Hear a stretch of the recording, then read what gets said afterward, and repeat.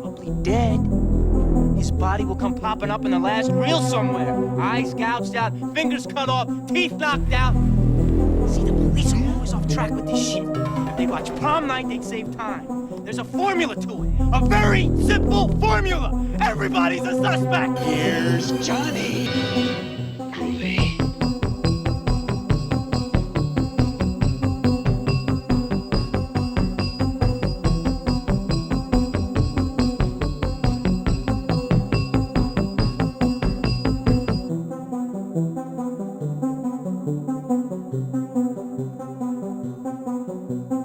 Hey, what up, everybody? Welcome back. It's your boy Kenny. I'm bringing y'all a spoiler-filled review. That's right, man. It's the most highly anticipated film of 2022. That's right. You can tell from the thumbnail. I'm talking about Rob Zombie's remake of The Munsters, his reboot, whatever you want to call it, requel, sequel, I don't know, whatever you want to call it, man. But not really, but yeah, man. This was one of the most what's the right word to say? One of the more less received trailers that dropped earlier this year. A lot of horror fans, such as myself, weren't quite sure what to expect from a Rob Zombie remake of The Munsters. Haven't really watched the old series. I've seen a couple clips here and there, and it is definitely more on the goofier, campier side, and it definitely has that datedness to it of the 60s. But for those that don't know, and for those that might know already out there that are watching this video right now, man, he's actually one of the biggest Munsters fans you'll ever meet. He actually has life-size statues in his house of them. He has a whole entire room full of memorabilia, like dedicated to them and stuff like that. In a sense, like he has Munsters memorabilia all over his house back in the MTV Cribs days. I don't know if his pad has changed a lot since then, but either way, man, holy shit, this guy loves the Munsters. You know what I'm saying? But still seemed kind of weird he was doing a remake of this. It wasn't going to be rated R, which a lot of Rob Zombie fans are like, oh shit, what? And I actually enjoy the majority of his films. The only Rob Zombie movies I just don't like really much at all is really Halloween 2 and 3 from Hell. I haven't seen 31. But I actually enjoy the first 2 Firefly films with House of a Thousand Corpses and The Devil's Rejects. Really enjoy those 2. Lords of Salem, I thought, had a lot going for it in the first half, but kind of fell apart for me a little bit in the second half. But overall, I thought was a little more well done and solid compared to most of his other filmography. And I thought the Halloween remake, once we got past a lot of the bullshit flashback stuff with Michael Myers that no one ever asked for as a Michael Myers fan, then the film picks up and actually gets pretty good from there. So I am more of a Rob Zombie fan of his films than not, and I love his music. So big Rob Zombie fan, always have been. Love the way he blended the horror genre into his music all the way from the early days in the 90s, maybe even the 80s with White Zombie. So I love that stuff. That's fucking dope. But wasn't really sure what to expect here. The trailers made this movie look pretty fucking bad, but it looked like it might be some good guilty pleasure fun, so bad that it's good sort of vibe. You know what I'm saying? So where does this film fall for your boy right here? I'm going to say it falls on the so bad that it's good side. You know, there's some entertainment value here. There's some fun scenes here and there. A few funny lines here and there. You know what I'm saying? I definitely enjoy the actor that plays the granddad, the Count. I thought that actor was absolutely brilliant, and I'm going to have to pull his name. Or freaking... Yeah, but either way, fuck it. Who cares? This movie's not going to have to go through all that work. But he was awesome in the role, I thought. I thought Jeff Daniel Phillips was okay as Henry Munster. I thought he was pretty funny in certain scenes and stuff like that and had a good amount of charisma with the role. But overall, I still think he was a bit miscast. And of course, you're going to get Sherry Moon Zombie in here. Not going to ever see a Rob Zombie flick without Sherry Moon Zombie appearing in it, at least for a scene or something, bro. And she's had a role, I think, at least a major role or supporting role in every single one of his films. I'm pretty sure. So, no one expected any different. She got cast as, what's her name? Lily, yeah. I already forgot. Goddamn. That should tell you something. But Lily, yeah. She plays a new version of Lily. Her acting is absolutely atrocious in this movie, man. It's so bad. She's even overacting for this goofy-ass movie. And let me tell you, this movie is over the fucking top, big time. Every scene, every sequence, almost every line of dialogue. It is hammy. It is over the top. It is going big or going home with every single line. And let me tell you, nobody's swinging harder than Sherry Moon Zombie. This woman was shooting for the stars. She wanted a Razzie for this performance. And let me tell you, girl, you got... No, I was playing. But I don't want to be a dick. But yeah, she is not good in this movie, man. And in this movie, man, it is something else, man. It'll go from creepy to silly to downright absurd.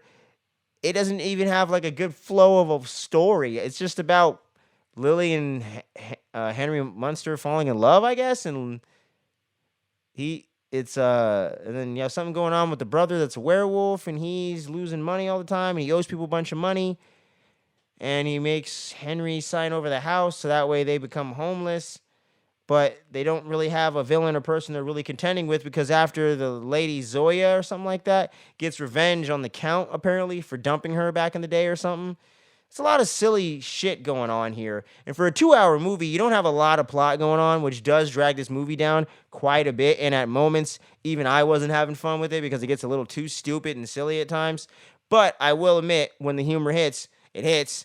And the funny, goofy elements sometimes are kind of fun. I do like the sequence when it's taking place during Halloween, when they get their new house or whatever in the normal suburb. I thought that sequence was fun when they got the house when they bought the house and got it shown to them by the great Elvira, Mistress of the Dark herself. Cassandra Peterson has a quick cameo in this thing, and she's the one that sells them the house, and she's got the whole, Wicked Witch of the West getup going on, and she was awesome in this movie. I actually thought she didn't ham it up and actually really... I don't know. I thought she was just really good in this. I actually thought she was one of the better elements that popped into the movie real quick. I actually kind of wish she was one of the more major characters, because maybe that would have grounded it just a little bit more and could have got me a little bit to enjoy this a little more, to where I could have put a bit more positivity on it, but doesn't quite get there after she gets out of the frame. But it was fun seeing her in here. That was cool. But yeah, man, that sequence, the Halloween stuff was fun. I think this definitely fits into the spooky season very well, hence why we're doing it.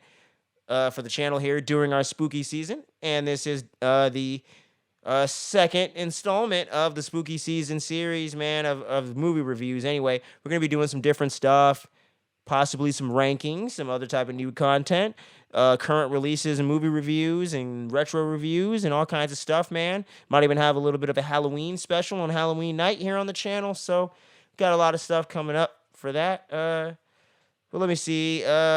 Is there anything else I want to say about this movie, man? Yeah, this movie's too fucking long, man. I think I already said that. Yeah, man. This is fucking weird, man. I gotta tell you. If you're a Munsters fan, if you're a hardcore Munsters fan from the original, I don't know if this is necessarily going to be up your alley. I don't necessarily know how close this is to the original. I haven't really seen it, not familiar with it. But if you're a hardcore fan and just want to watch everything the Munsters and have been waiting for someone to do something new in the present with that franchise, with something that you really dig and love and you got that fandom for, it's on Netflix, man. Click it on and check it out anytime you get a moment. But overall, man, I can't recommend this to most people, even horror fans. I mean, if you're just in the mood for a so bad that it's good movie or guilty pleasure, it's definitely that. It's a guilty pleasure for sure. If you want to get some drinks and do your thing and indulge in whatever you want to do, and you know what I'm saying, and get your group of buddies together and want to laugh at this movie as much as laugh at what they're doing, more so, and laugh at them and just kind of clown and roast the movie, might be a fun time. But yeah, this is it ain't good, y'all. It's kind of fun at times. It's some zany silliness. It definitely shows a little bit of range for Rob Zombie, that he can go completely in the slapstick comedic route, which I never would have pictured or said a few years ago. So I mean, kudos to him on that, I guess. Yeah. I'm gonna score this thing 5 out of 10. It's not good. It's got some guilty pleasure charm to it, but overall, it sucks, man. But I mean, let me know what you think about the movie, or at least I think it sucks. But let me know what y'all think about it in the comments below. I would love to hear about it. Drop them down there, man. Make sure you click that subscribe button and everything like that. We got a goal right now. We're trying to get to our first 70 subscribers. I think we're around 63 right now. So, yeah, man, help us out. Join the community and join in on the conversation today. As I mentioned a couple times earlier in the video, we got a lot of spooky content coming up here in the month of October, which is literally right around the corner. And we're just getting that little tease for you and leading into it right here in the end of September. So make sure you're subscribed and you don't sleep on any of that spooky dopeness coming on the channel, man. We got a lot of great stuff planned. But yeah, man, this movie was something else, man. I'm telling you, it's a damn near 2 hours. We'll never get back. Weird shit, y'all. But let me know what you think about it. Thank you for checking out this latest review on the channel. A lot of dope stuff coming, y'all. But until then, stay tuned. Don't sleep. Have a good one. And this is Halloween, y'all. Peace.